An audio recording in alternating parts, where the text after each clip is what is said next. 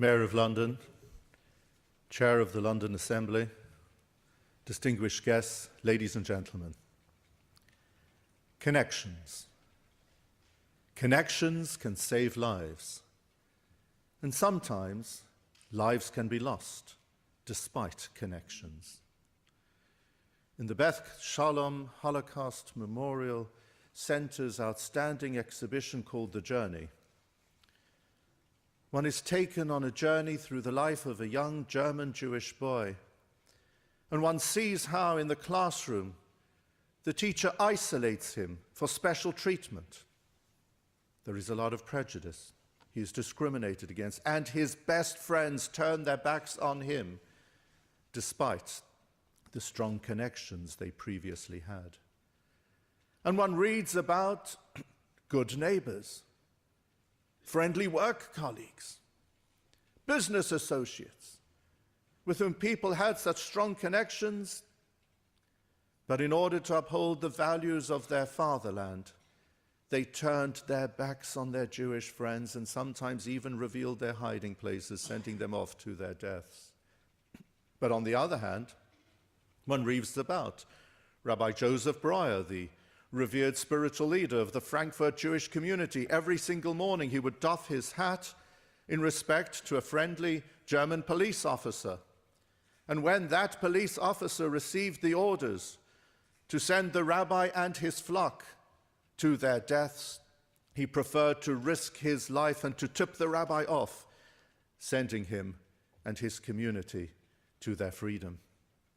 And one reads how 7,220 members of the Denmark Jewish community were saved out of a total of 7,800, thanks to the information given to them by resistance fighters who risked their lives in order to spirit the Jewish community through to Sweden over one single night.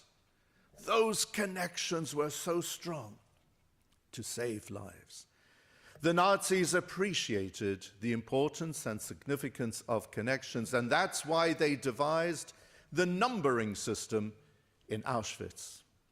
First, in 1941, numbers were embroidered on clothes.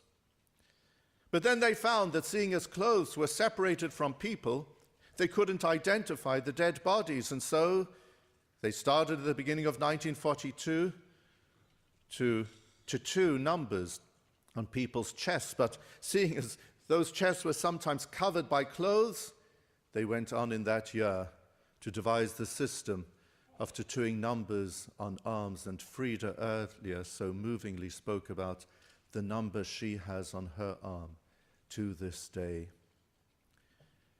You see, the Nazis realized that if you connect to a person as a human being, out of sheer pity, you will go the extra mile for that soul. However, if you reduce a person to become a mere number, a digit, then people before you will be just like heads of cattle, and as a result you can enter into a comfort zone through which you can perpetrate the most horrific crimes to your fellow human beings.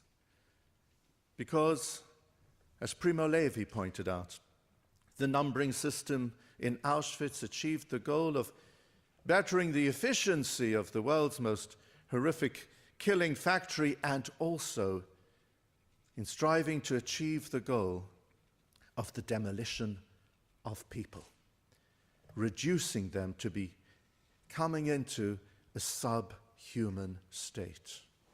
In our Jewish tradition, we have a fascinating custom. We never count people. We don't engage in a head count. In biblical times, there was the concept of the half-shekel piece, which was donated towards the coffers of the temple.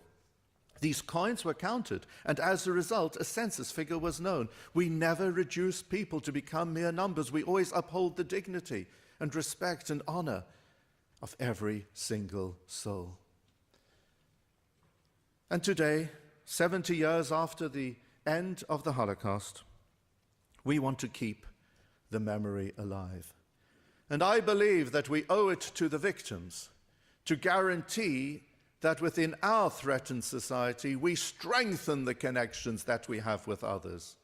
We remember the horrors of the past through increasing acts of compassion and loving kindness, through having connections not only within the midst of our own faith groups and community groups, but that we spread outwards to connect with every single human being, recognizing the divinity of the Almighty within the soul of every single person. The future of our world depends on the strength of connections that we will create and maintain. Let us keep the memory alive through such connections.